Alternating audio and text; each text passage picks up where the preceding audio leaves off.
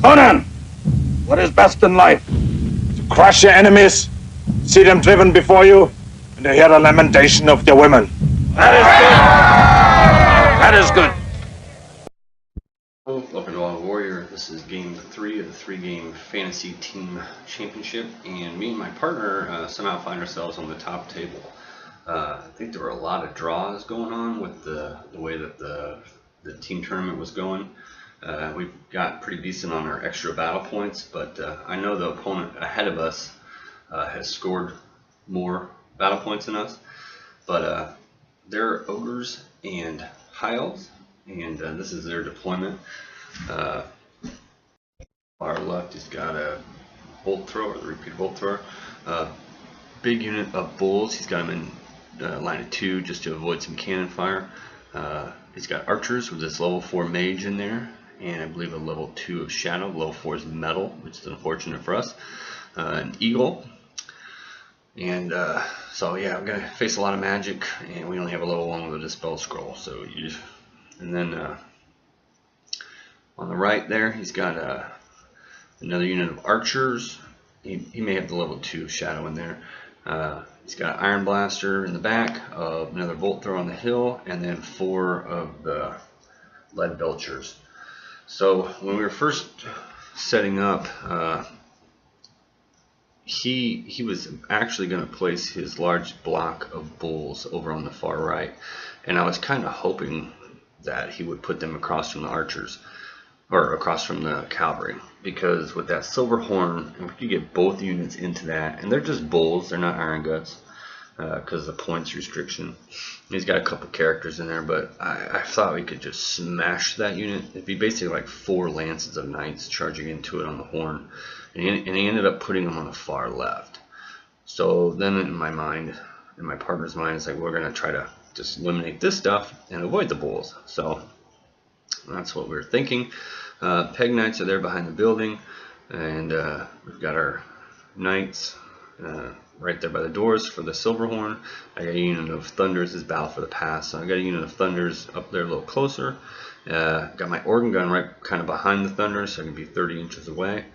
And again, we are horrible at deployment because I set it up so his Iron Blasters can move up and fire and be in range. It's just stupidity. But and we also forget about the scouts. So after his turn 1, the scouts are deployed 12 inches away from the trebuchet, and they charge it, and there they are in it.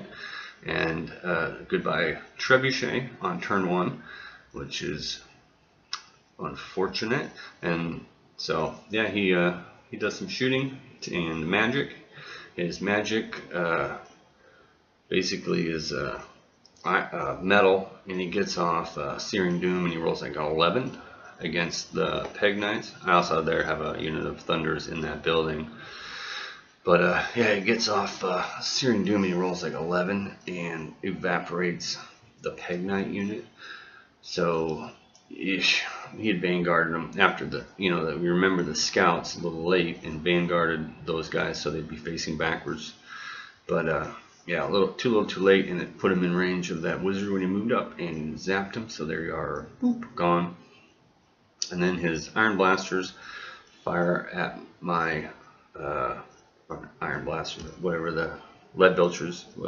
They statistically probably should not have killed that organ gun, but damn the statistics, they kill it, and that's my stupidity for my deployment. So right off the bat, we're like, oh, this is brutal. We are trying to kill ourselves this whole tournament. And so there's the trebuchets going. I've got my gyrocopter there, so I'm gonna be able to at least try to flame template those guys before they take out the cannon as well. And my organ gun is gone, so that's bad news. So we should have probably advanced our knights up as far as humanly possible here, and for whatever reason we end up just kind of sitting around. And after we were done with this movement phase, I told my partner, I'm like, we're done, we lost, because I don't know what we were thinking. We should have moved up rapidly. He's got magic, he's got bolt throwers, he still has an Iron Blaster. My cannon put 4 wounds on it, was not able to kill it though. And my gyrocopter does knock that down to 2, so at least my dwarf crew could possibly fight them off. And we get Wistons up on the yellow knights, and we still, we should have pushed them up to make those those lead belchers have pause. So he's reforming his bulls and starting to move them over. His archers are just firing arrows into the Bretonians, and I don't think, maybe the whole game he does 1 wound with the archers.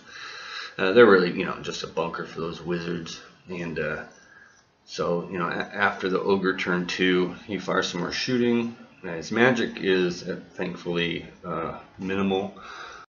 I've seen this picture.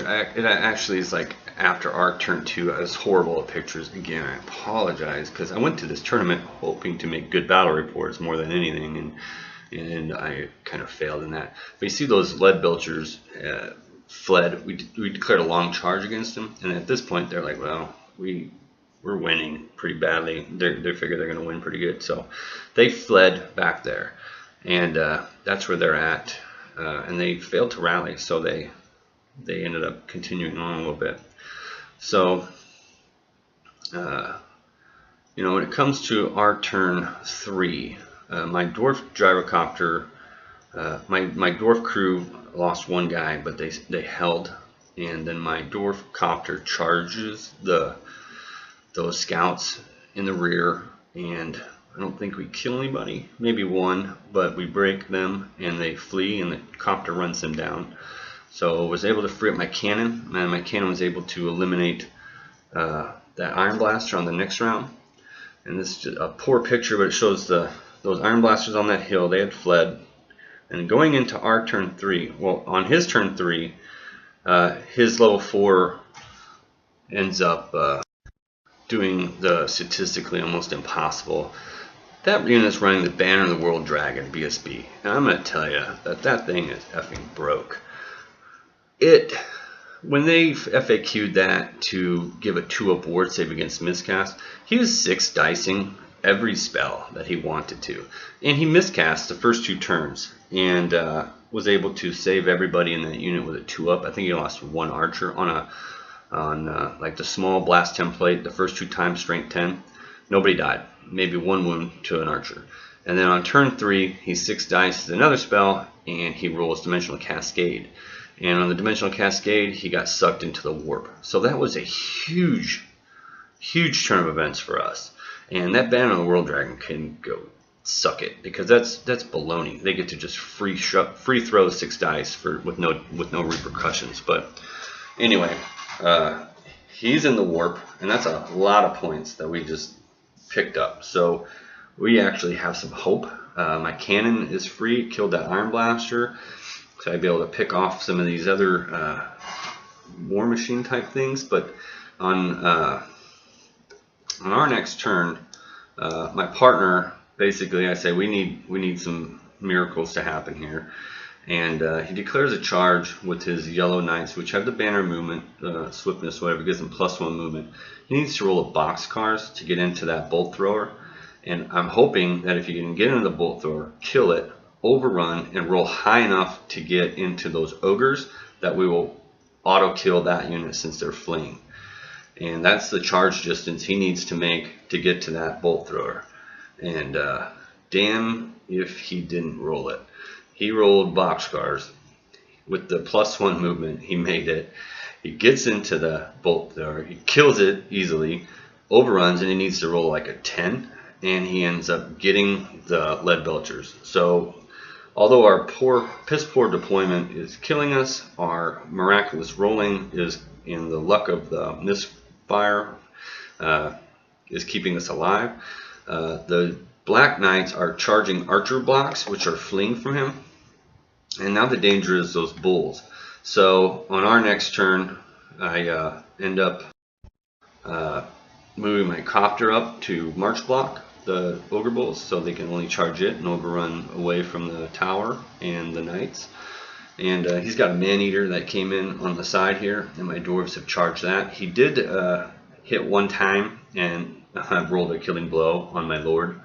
So he did kill my general with a freak shot, but that happens.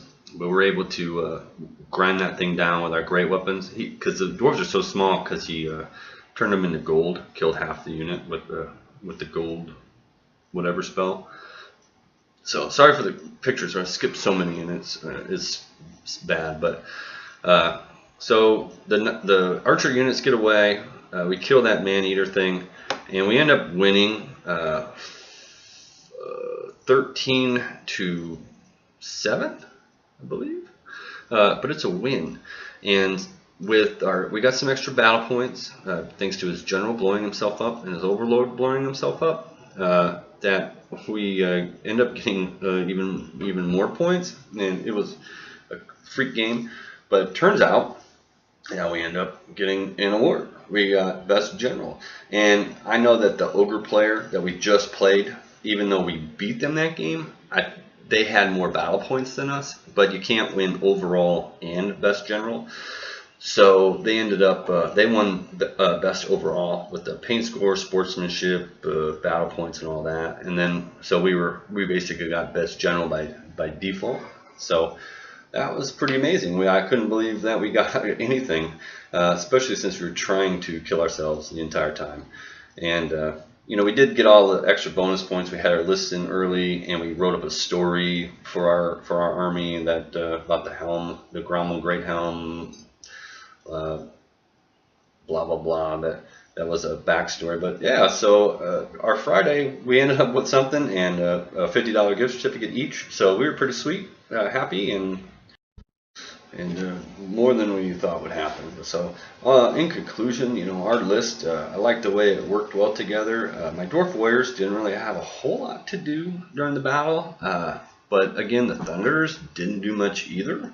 It was basically dwarves with heavy cav, and it worked out well for us with the war machines. I think was the biggest thing that the dwarves contributed to the whole battle. If we did this again, I probably wouldn't take the 20 dwarf warriors. I'd put them into more shooting and then just keep the cav. But well, whatever, it worked out. So thanks for watching, and stay tuned. I'll get the other single battle reports up from Saturday and Sunday. My 2,500 points of orcs and well, pretty much just orcs taking on the world. Stay tuned, and thank you.